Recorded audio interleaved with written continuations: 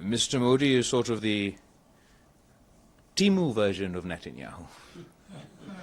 Okay? It's a poor copy. And we call upon the Indian government to not be inspired by the worst examples possible. We pride ourselves, we in Pakistan pride ourselves that we're the heirs of the Indus Valley civilization. Thank you so much, Abdul Hamid Sayam. Nice to see you again. I'm from Arabic Daily, Al-Quds Al-Arabi. Have you traced any involvement of Israeli military and Israeli drone in the attack on Pakistan? There are some reports say that immediately Israel, of course, they declared their support to India, but have you traced any weapons coming from Israel? And do you have another question also? Yeah, it's related to it. Don't you see also that India is copying what Israel is doing in the occupied West Bank by allowing the settlers to take over the land? And now India is copying that by allowing Indians to settle in Kashmir. Thank you very much. Thank you very much for your very pertinent and important questions. As far as the details of the Israeli equipment involved, I'll allow my team to expand if necessary. As far as I'm aware, absolutely, Israeli drones were used during India's attack on Pakistan. The parallels you draw, obviously, let me emphasize from the outset, there's no meaningful comparison that I can make between the plight of the Palestinians and the plight of Pakistan and the plight of Kashmir. What we're seeing in Gaza, what we're seeing in Palestine is uniquely outrageous, inhumane, and condemnable in all shapes, forms, and terms. Having said that, there are certain parallels that can be drawn. The actions of the Indian government post-2019 to do with the imposing demographic changes within Kashmir does draw parallels between what the settler program within the West Bank. As far as being inspired, India being inspired by the Israeli government, unfortunately it's being inspired in all the wrong ways. Its conduct outside of international law, its violation of international governments, the United Nations Charter, the arrogance with which it thought it could get away with this, that you can just scream terrorism and it justifies that you can attack any Muslim country at whim. It's based on these building of precedents that we've seen over time, be it in the context of the Iraq War, and obviously the actions within Gaza recently have inspired some of the actions by the Indian government. But Mr. Modi is sort of the Timu version of Netanyahu. Okay? It's a poor copy. And we call upon the Indian government to not be inspired by the worst examples possible. We pride ourselves, we in Pakistan pride ourselves that we're the heirs of the Indus Valley civilization. Mohenjo-daro is a stone throw away from my constituency back home.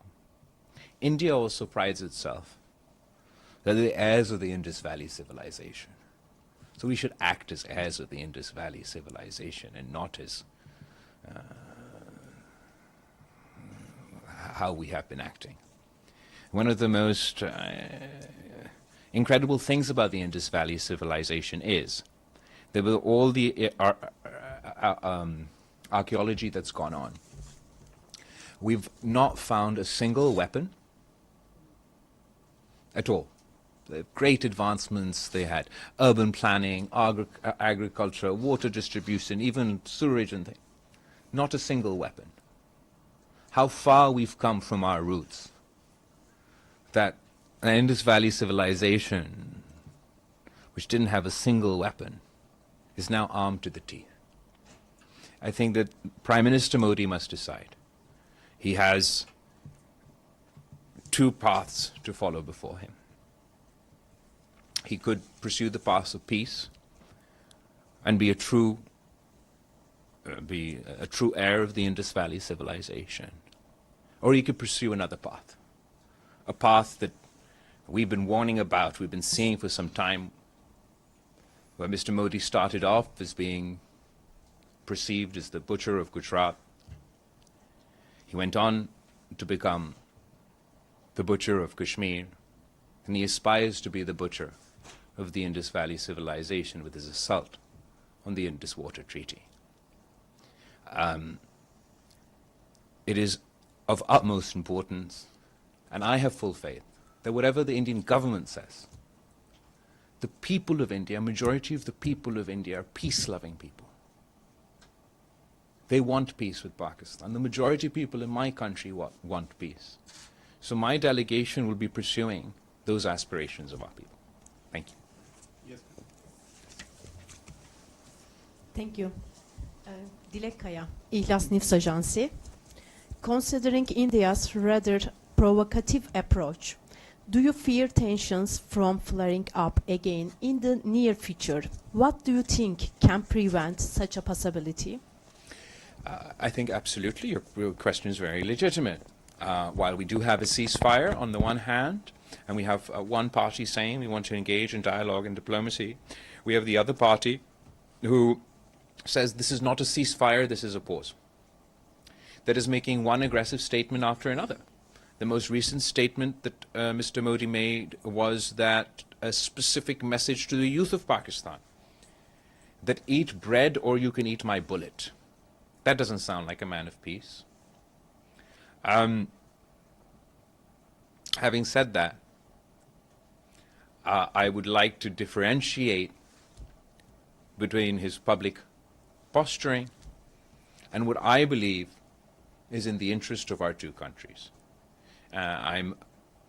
Obviously, we've all come here and engaged on this mission with the hopes that by engaging international partners, just as they convinced Mr. Modi to agree to a ceasefire, they perhaps can convince the Modi government to agree to a comprehensive dialogue.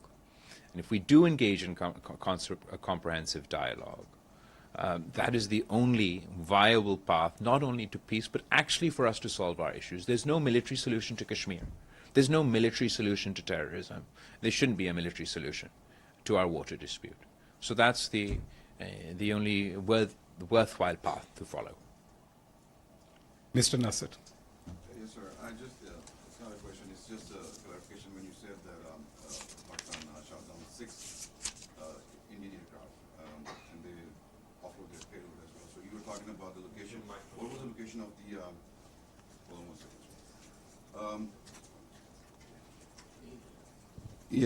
Can you elaborate about the location of the shot down plane? I mean, to my understanding, it was like in a territory of Pakistan. Because No, they're not in the territory. They weren't. Just we were part of Pakistan. First of all, as far as it took India,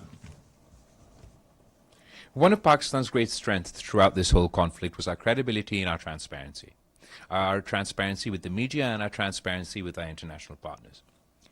And we did shoot down 6 planes. Even the shooting down of those 6 planes was Pakistan showing restraint. Pakistan had 20 Indian planes locked that night, but only 6 planes had released their load on Pakistan when they targeted those civilian